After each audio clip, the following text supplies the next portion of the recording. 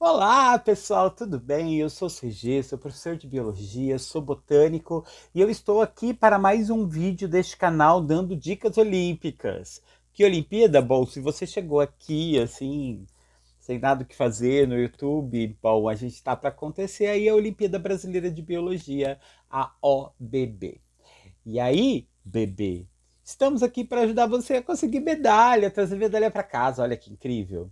Bom, a OBB de 2023 tem um tema-chave que é desafios socioambientais para erradicação de vacina. Erradicação de vacina, não, erradicação de doenças. E o tema principal vai ser vacinas. Mas as pessoas esquecem que muitas vezes a questão da existência de uma doença está diretamente relacionado à questão de desequilíbrios ambientais. Desde situações como ambientes muito secos ou áreas que sofreram desmatamento, que criam problemas respiratórios, que levam para a atmosfera poluição do ar, como, por exemplo, influência sobre quando você lança resíduos para o oceano e vai interferir no alimento que você come, ou então quando você polui rios e isso mata peixes, enfim. A forma como a gente conecta a questão de meio ambiente, a questão sociedade e, obviamente, a questão saúde é imensa. Mas todos esses temas vão circular em torno de um mesmo tópico, que são os ciclos biogeoquímicos. E por esta razão, hoje eu vou dar esse videozinho aqui de referência para vocês, focando em um dos ciclos que são um dos mais frequentes a cair em vestibular e, obviamente, nas Olimpíadas, tá? Bom, se você chegou por aqui, eu sou CG, sou biólogo botânico, tem minhas redes sociais aqui do lado, né? Como vocês podem ver. Me sigam no Instagram, outras redes sociais aí. Todas elas é o mesmo, tá? Arroba carlosgbfilho. Aqui embaixo de mim tem um QR Code. Esse QR Code te leva para um drive onde você achar um monte de materiais, listas de exercícios, não só para Olimpíadas acadêmicas, mas também para vestibulares, para Enem, e não só de biologia, mas também de física, de química, de matemática, tá? Então cola lá, cola em mim que você passa adiante, tá? Então vamos lá. Vamos começar nossa conversa? Vamos começar nossa conversa. Trouxe para vocês esse gordo safado, bonito, para falar de ciclos biogeoquímicos. Bom, como eu havia dito para vocês, esse é de longe um tema que a Olimpíada Brasileira de Biologia já trouxe várias vezes, cada vez com um toque, cada vez com uma pegadinha, mas sempre com essa pegada sobre a questão da degradação ambiental. O que é um ciclo biogeoquímico? Bom, focando aqui de uma maneira bem curta, são os mecanismos como a gente tem para deslocar os materiais na natureza. Eita, olha espirro. Bom, como assim? Explica de novo, CG. Bom, como a gente sabe, eu, ser humano, uma árvore, o ar, somos compostos por átomos, por componentes químicos. E esses componentes químicos, eles vão circular pela natureza e pelo corpo dos seres que vivem nessa natureza. Por esta razão, saber o percurso dessas substâncias faz muita diferença. Outro detalhe é que a maioria dos problemas de desordens ambientais, desastres ambientais, está exatamente quando o ser humano mexe na ordem natural desses ciclos, né? Dessas rotas que essas substâncias podem ter.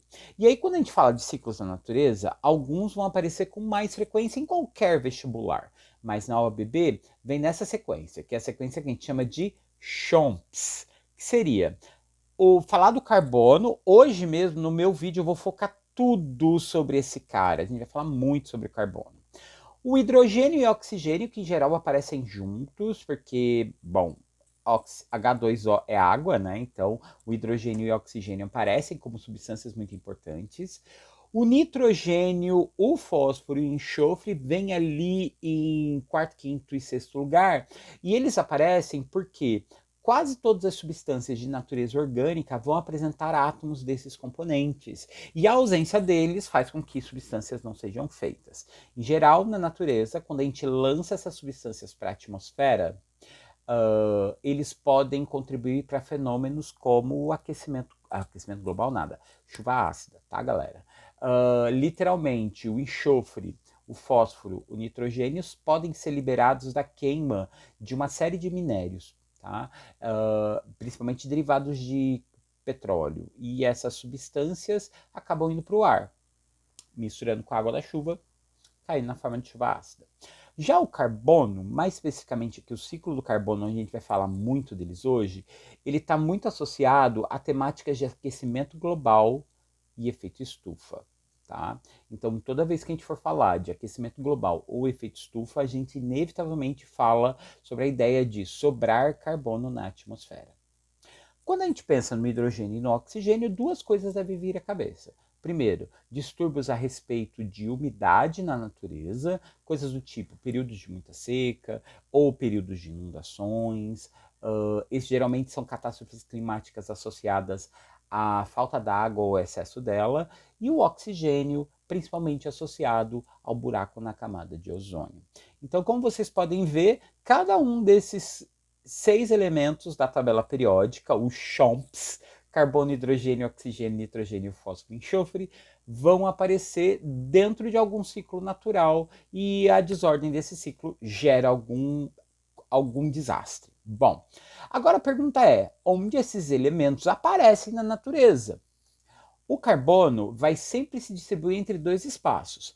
Na natureza, ele vai estar no ar, e geralmente na forma de duas substâncias muito simples. O gás carbônico, que é o CO2, e o metano, que é o CH4. Cuidado aqui, porque às vezes pode aparecer numa prova, ao invés de aparecer com o nome de gás carbônico, aparecer pelo nome químico dele, que seria dióxido de carbono. Essa expressão dióxido é para referir-se ao fato da molécula ter dois oxigênios, como a gente pode ver aqui, né? A molécula de um CO2 tem o 2 aqui. Mas existem também uma outra substância, que é o monóxido de carbono, cuja fórmula seria representada só por um CO, tá? C e O, monóxido de carbono. Ela também está associada à poluição, mas ela não está diretamente... ela não é uma substância que naturalmente a gente deveria encontrar na natureza. Ela geralmente é resultado da queima de combustíveis e ela, se for acumulada no organismo, ela pode até matar. Já no caso, isso a gente falou do carbono na natureza, tá? E nos seres vivos? Primariamente, quando a gente pega esse carbono, quando a gente pega esse metano, quando a gente pega esse monóxido de carbono, essa substância simples, e trago para dentro dos seres vivos, sejam plantas, sejam animais, enfim, seres vivos, né, bactérias, fungos, etc., a gente traz ele para dentro na forma de uma fórmula mais complexa, que é essa, que é o C6H12O6, que é a fórmula da glicose. Glicose é essa que é um carboidrato, ou seja, é uma substância que tem função energética. Ela é basicamente um tijolinho para virar combustível dentro do meu corpo, para fazer tudo funcionar. Alguns livros mais antigos, os carboidratos podiam ser chamados ainda pelo nome de açúcares, ou podiam ser ainda chamados pelo nome de glicídios. Tanto um quanto o outro se refere à mesma coisa, moléculas que têm função energética e são formados por carbonos, hidrogênios e oxigênios, por isso carboidratos, tá? Bom, aqui é importante dizer que esse carboidrato depois passa para os outros seres vivos e se transforma em outras substâncias, enfim. Hidrogênio. Na natureza, vai ser encontrado na água, nos rios, nos mares, etc., na forma de água. Nos seres vivos, também água. Água que vai chegar pela ingestão, água que vai chegar porque você comeu alguma coisa, nas plantas chega pela raiz, sai da gente pela evaporação, né? Quando a gente transpira, enfim, isso sai da gente e volta para a natureza, e isso fecha aquela coisa linda que a gente aprende lá no quinto, sexto ano, que é o ciclo da água, beleza? Com relação ao oxigênio, também vamos ter sempre essa modalidade, algo na natureza, algo dentro da gente. Dentro da gente tem tanto o oxigênio que a gente respira, quanto a glicose, que também tem na sua fórmula oxigênio. E no ar a gente vai encontrar o oxigênio em diversas formas. Em geral vai ser O2 ou O3 ou na forma do gás carbônico que a gente já falou, que também tem oxigênio na forma. A diferença entre O2 e O3 é bem simples. Um átomo a mais transforma o gás oxigênio em ozônio. Então, gás oxigênio, o oxigênio que eu respiro, tem dois átomos de oxigênio. O ozônio, que é um gás também, só que aí esse é completamente tóxico, mas que protege a gente, formando a camada de ozônio lá quase fora lá da estratosfera, lá fora. Nesse caso, forma a camada de ozônio protetora contra a radiação ultravioleta. Nitrogênio. Bom, nitrogênio aqui a gente tem que tomar cuidado, porque esse cara aparece muito nas provas, por quê? O nitrogênio está muito associado a plantas, mais exatamente à lavoura, mais exatamente ainda sobre a questão de fertilizantes. Plantas em geral precisam muito de nitrogênio para crescer. Na natureza, a gente vai encontrar o nitrogênio no ar, na forma de um gás chamado de N2, ou gás nitrogênio. Geralmente, o gás nitrogênio é uma substância completamente inerte, ela não nos faz mal e tudo mais. A importância mesmo está no nitrogênio que a gente encontra no solo. No solo a gente vai encontrar basicamente ele distribuído entre 3 substâncias possíveis, que seria a amônia, que é o NH3, o NO2 e o NO3, que seriam íons, no caso nitrito e nitrato, tá? Ambos muito importantes porque vão ser nessas formas que esses nitrogênios vão conseguir entrar dentro de uma planta. E aí, dentro de uma planta ou de um ser vivo, que seja ele qual for, ele vira o que dentro da gente? Bom, primariamente, nitrogênio forma proteínas. E proteína é tudo isso aqui que eu pego. A pele é feita de proteína, o sangue é feito de proteína, os nossos ossos, nossos músculos, temos proteína para tudo quanto é lado, tá? Além disso, ainda vai ajudar a fabricar o nitrogênio, o DNA, tá? Os materiais genéticos em geral, não só o DNA, mas o RNA também, e o ATP. E aqui preste atenção nessa substância. Quem é o ATP? ATP é uma molécula química que a gente monta ela toda vez que a gente destrói glicoses, tá? E o ATP é a real energia química de uma célula. Isso seria uma abreviatura para o que seria traduzido como adenosina trifosfatada. Então ele tem 3 fósforos na fórmula dela, o que faz com que ele também seja importante para outro nutriente ali, que é o fósforo. Tá? Na natureza, o fósforo a gente encontra no solo, através dos minérios e tal, que vai estar na fórmula de fosfato, e nos seres vivos, no DNA, que tem fósforo, nas proteínas também, e no ATP. Mais ou menos a mesma coisa que o nitrogênio. E o enxofre, mais ou menos a mesma coisa. O enxofre nos seres vivos vai estar nas proteínas e na natureza na forma de 2 gases, que é o dióxido de enxofre e o trióxido de enxofre, e no solo na forma de sulfato, que vai estar também nas rochas, igual o fosfato, que também está nas rochas. O dióxido de enxofre, trióxido de enxofre, está muito associado à chuva ácida, tá? Então a chuva ácida vai vir através da emanação desses gases para a atmosfera, e aí, meus amores, é só ladeira abaixo, beleza? Bom, vamos seguir adiante e vamos focar no que interessa, que é o ciclo do carbono, que eu acredito que é o que vai cair mais. Por quê?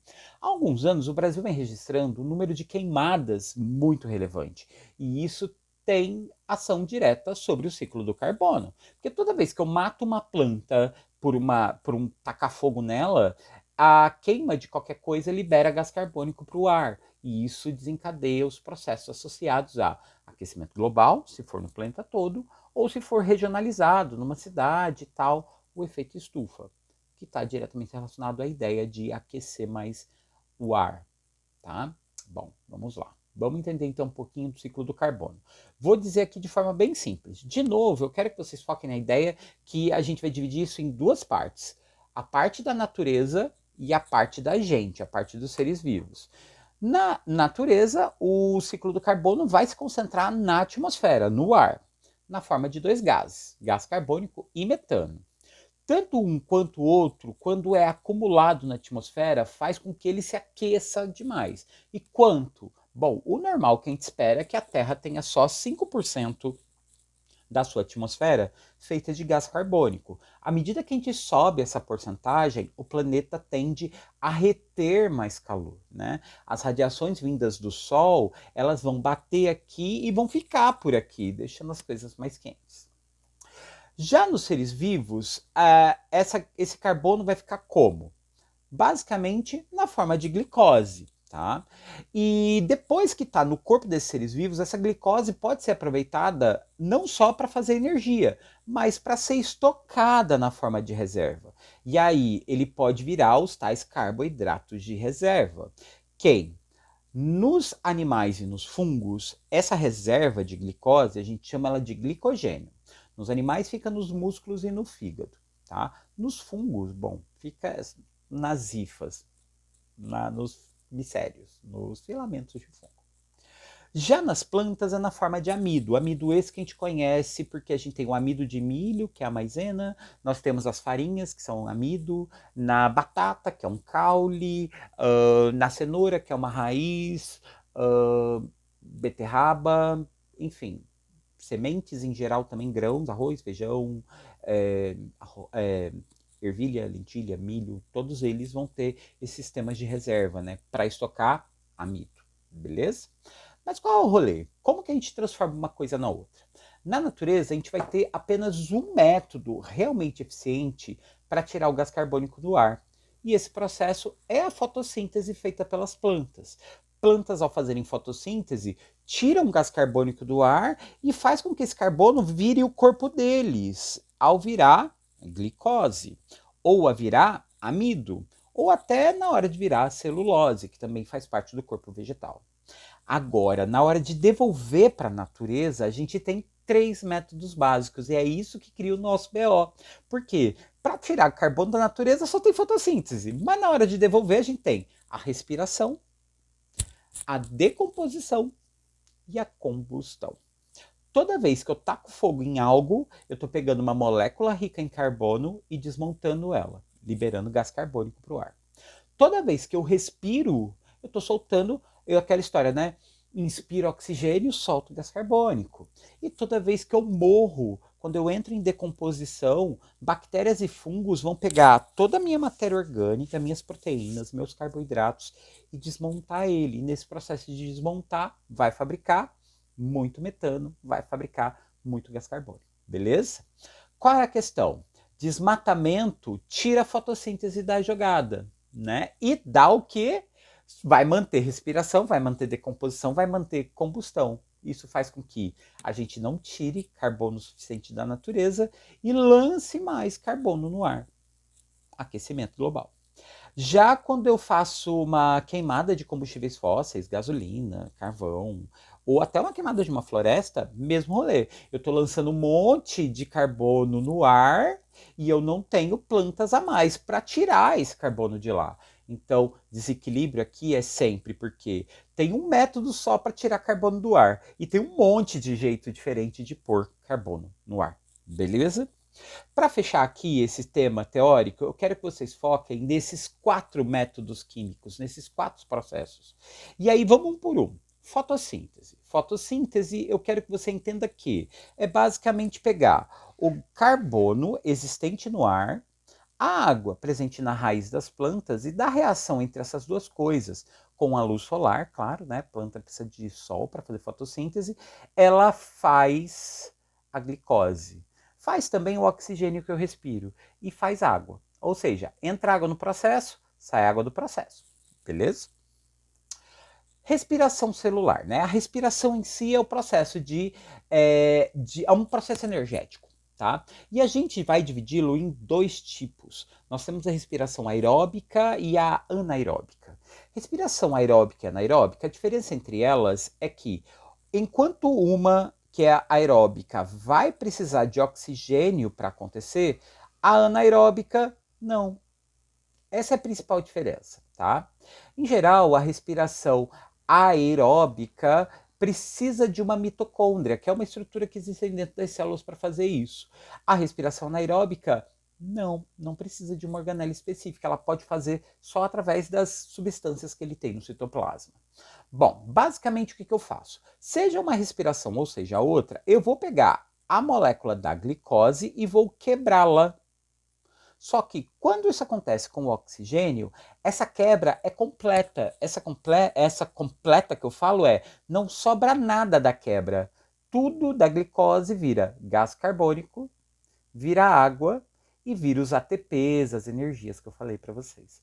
No caso, uma única molécula de glicose, ao ser processada numa respiração aeróbica, vira até 38 ATPs, ou seja, é um processo super eficiente.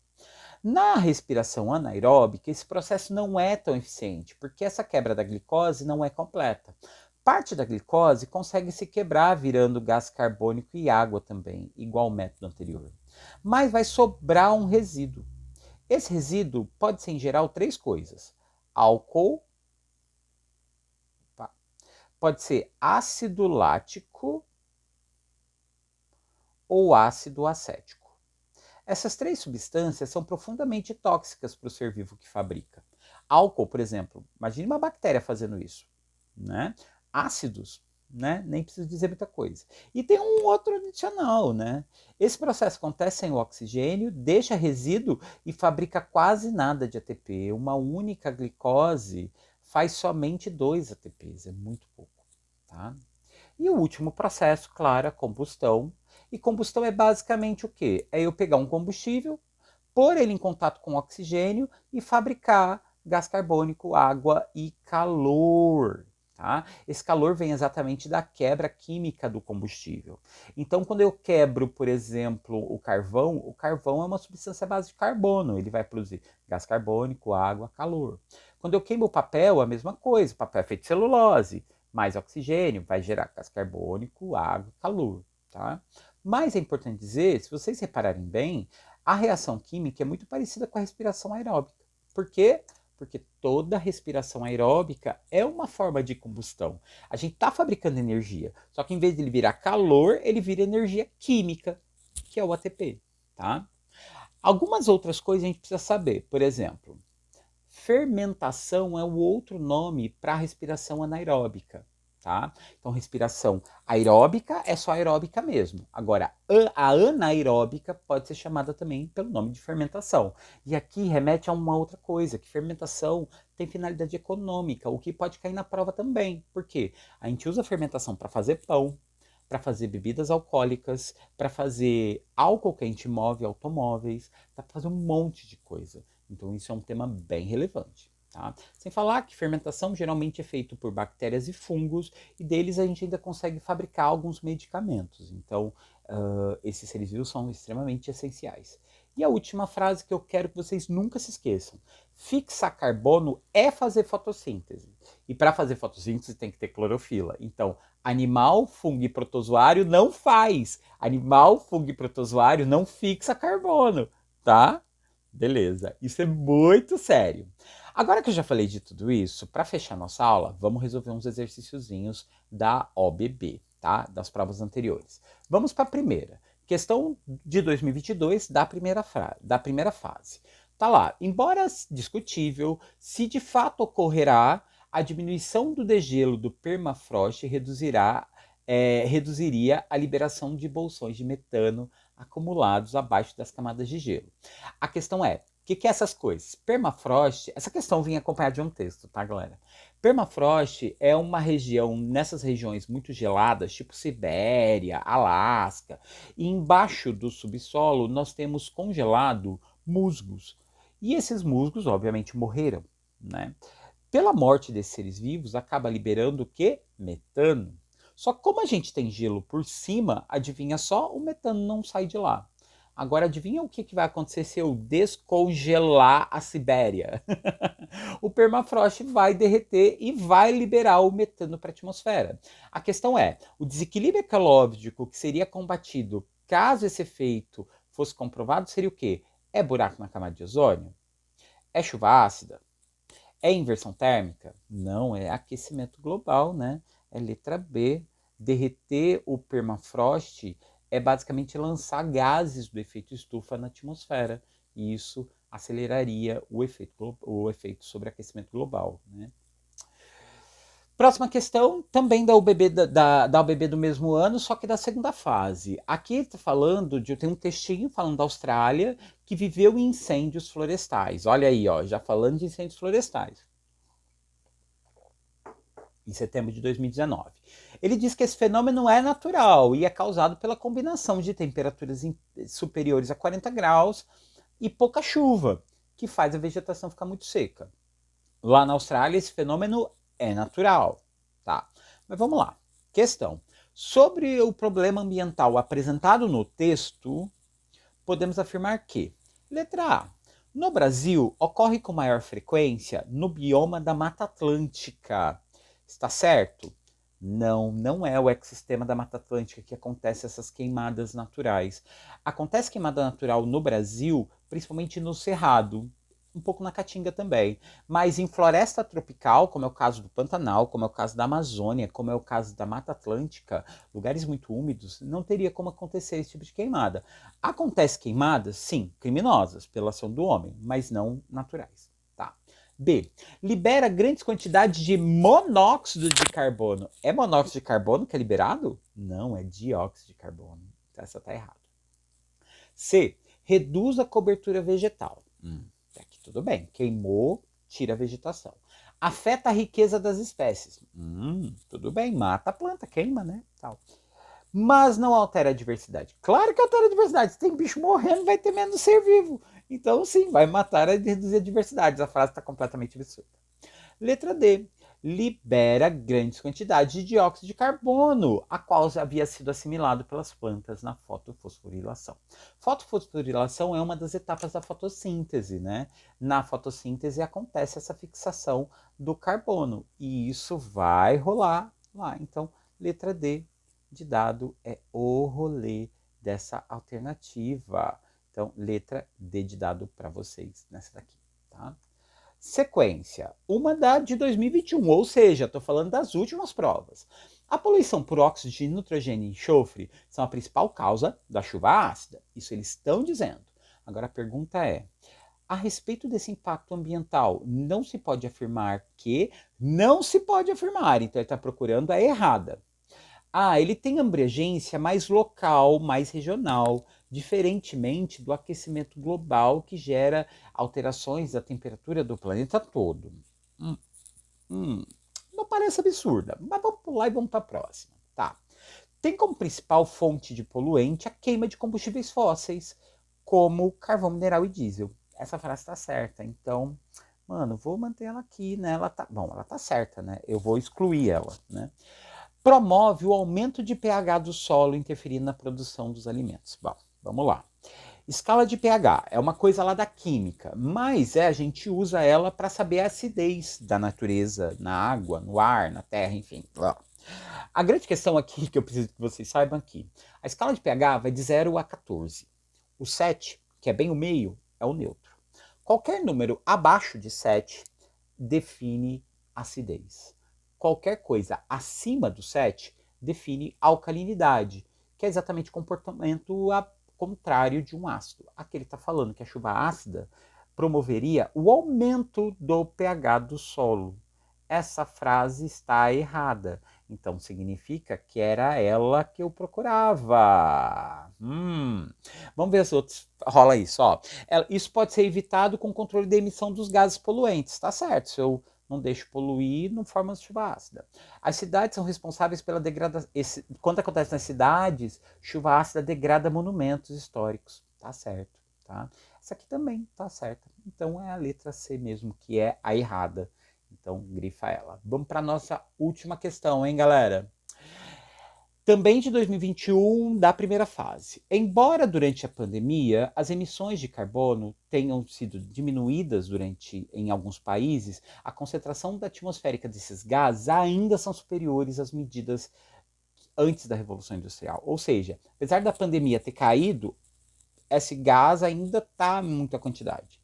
A pergunta é, uma atividade mitigadora pode ser tomada a fim de reduzir a concentração atmosférica desses gases?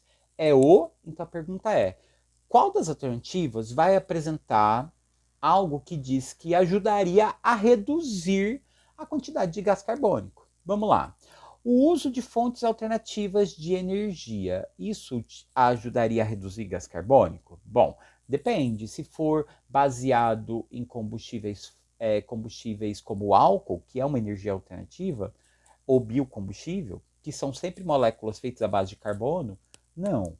Mas vamos deixar ela aqui no gatilhado. Bom, outra medida. reflorestamento de áreas devolutas. Ao reflorestar, realmente eu tenho mais planta. Tendo mais planta, isso vai roubar, né, gás carbônico do ar. Parece, hein? Letra C, uso de combustíveis, biocombustíveis como etanol. Etanol também queima, gera gás carbônico.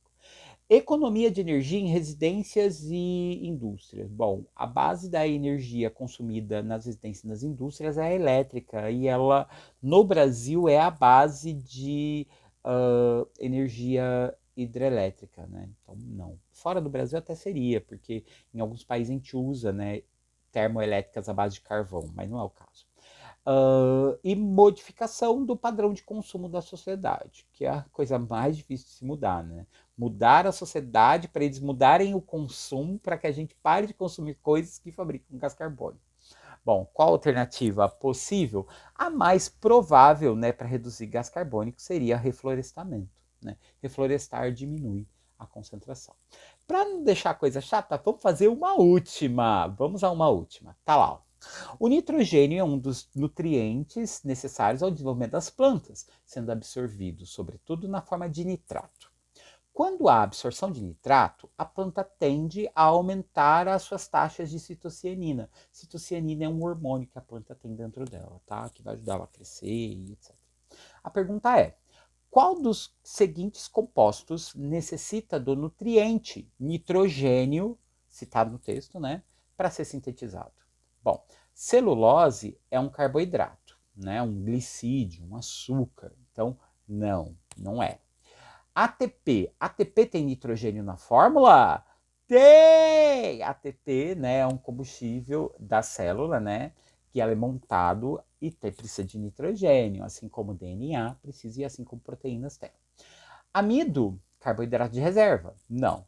E tanto o fosfolipídio quanto a lignina são duas gorduras. Em geral, gorduras não vão ter nitrogênio na sua fórmula, tá? E é isso, pessoal. Eu espero que eu tenha ajudado nessa sequência de vídeos aí, falando com dicas olímpicas sobre a OBB. Agora, eu só volto depois da prova da primeira fase, com mais vídeos, obviamente, preparando agora para a segunda fase. Eu espero que vocês tenham gostado. Se você está por aqui, por favor, curte, comente, compartilha, espalhe essa semente, assiste os outros vídeos sobre dicas olímpicas e, obviamente, as resoluções das provas dos anos anteriores. Recomendo muito, em véspera de prova, é legal a gente conhecer as provas que já aconteceram, porque alguns temas podem acontecer novamente e acontecem na OBB. Então reassistam. Até lá, muito obrigado pela sua audiência. Espero que eu veja você aqui novamente, de preferência com uma medalhona de ouro no peito. Até lá, um beijão, se cuidem e até. Falou, galera! Tchau! Boa sorte com a prova na sexta-feira, hein? Fui!